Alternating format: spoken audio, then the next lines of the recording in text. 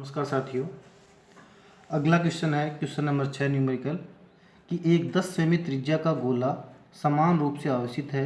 गोले पर कुल आवेश का मान 0.5 माइक्रो कूलाम है। आवेशित गोले के कारण अधिकतम विद्युत क्षेत्र का मान ज्ञात कीजिए और अधिकतम विद्युत क्षेत्र कहाँ प्राप्त होता है। तो गोले की सतह पर अधिकतम विद्युत क्षेत्र होता है, ये बात हम अच्छे से जानते हैं। तो पहला इसका जो क्वेश्चन था कि अधिकतम विद्युत क्षेत्र कहाँ प्राप्त होता है, उसका उत्तर हो जाएगा कि अधिकतम विद्युत क्षेत्र गोले की सतह पर अधिकतम विद्युत क्षेत्र होगा। आगे हम बात करें अब आर का मान इसने 10 सेमी दिया था, जिसको मैं 0.1 मीटर लिख रहा हूँ। क्यू का मान मैंने 0.5 माइक्रो कूलाम सवाल ने दिया था, तो 0.5 10 की पावर माइनस का 6 कूलाम हो गया। साथ में ये हमें अधिकतम विद्युत क्षेत्र ई की वैल्यू हमसे पूछ रहा था। तो अधिकतम विद्युत क्षेत्र चूंकि सतह पर होता है तो ई सतह बराबर के क्यू अपन आर स्क्वायर होता है। के का मान 9 गुणा 10 की पावर 9 होता है।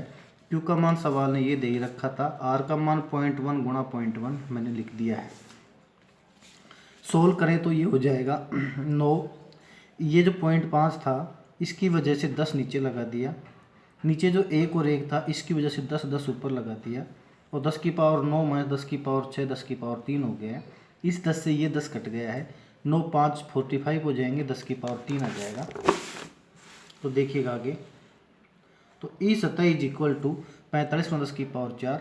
चूँकि परिपाटी एक स्थान छोड़कर दशमलव लगाने की है, इसलिए इसमें मैंने 10 का भाग लगाया, 10 से गुणा कर दिया, गुणा 10 की पावर 4 हो गई है। तो ये हो जाएगा 4.5 गुणा 10 की पावर 5 न्यूटन प्रति कूलम।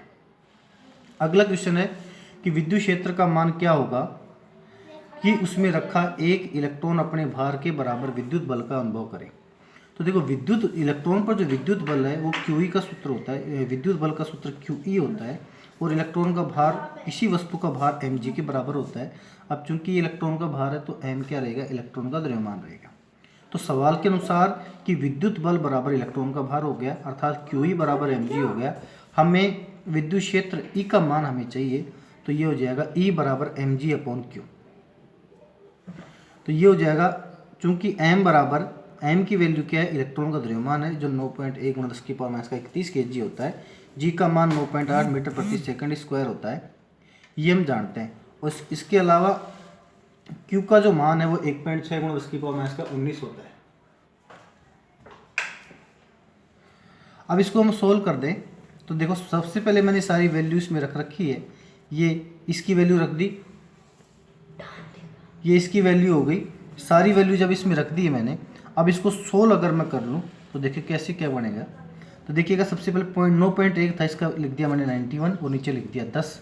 नीचे 1.6 था, इसका लिख दिया 16 और ऊपर लिख दिया 10। ऊपर का 10 नहीं दिख रहा मेरे को, कहाँ गया देखता हूँ। देखो 10 की पावर में ये ऐसे कर दिया इसने कि ये ऊपर 9.1 और 9.8 दो थे पॉइंट, नीचे 1.6 था। तो एक 10 से एक 10 कट जाएगा और इसका 10 नीचे आ गया है, इसलिए 91 98 हो गया और नीचे 16 हो गया। और ये ऊपर गया तो प्लस का 19 और 31 में से 19 गए तो माइनस के 12 बच गए। अब सोल्व कर लो आप। तो सोल्व इसको अगर हम करें तो ये हो जाएगा, देखो 2 से मैंने इसको काटा तो ये तो हो गया 49 बार, 98 काटा 2 से, ये कट गया 8 बार। आगे चलें अगर, अब 91 गुणा 49 को ये गुणा किया तो ये आ जाएगा, और ये 8 गुणा 10 और 10 की पावर माइनस का 12।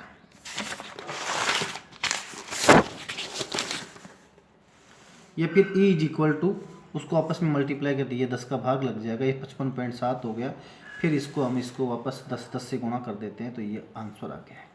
और ये E इसका मात्रक है न्यूटन प्रति कूलम।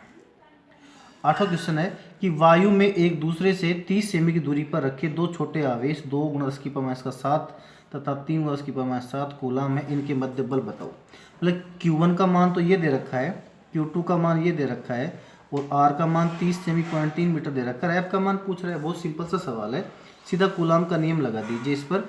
कूलम के नियम F बराबर के Q1 Q2 upon R square होता है।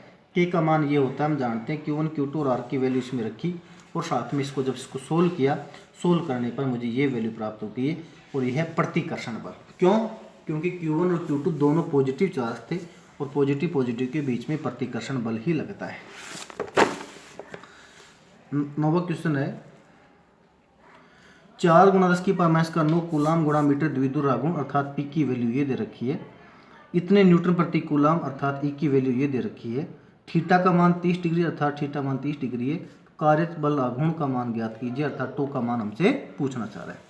तो हम जानते हैं टो बराबर पी ई साइन थीटा है। पी और ई की वैल्यू यहाँ से रखी, साइन 30 हो गया। साइन 30 की वैल्यू हाफ होती है तो ये मैंने हाफ रख दिया और जब इसको सोल्व किया तो ये आ जाएगा टो बराबर इतना 1 गुणा 10 की पावर माइनस का 4 न्यूटन इंटू मीटर। अगला क्वेश्चन है कि एक समान विद्युत क्षेत्र ई बराबर इतना 3 गुणा 10 की पावर 3 आई कैप न्यूटन प्रति कूलाम पर विचार कीजिए।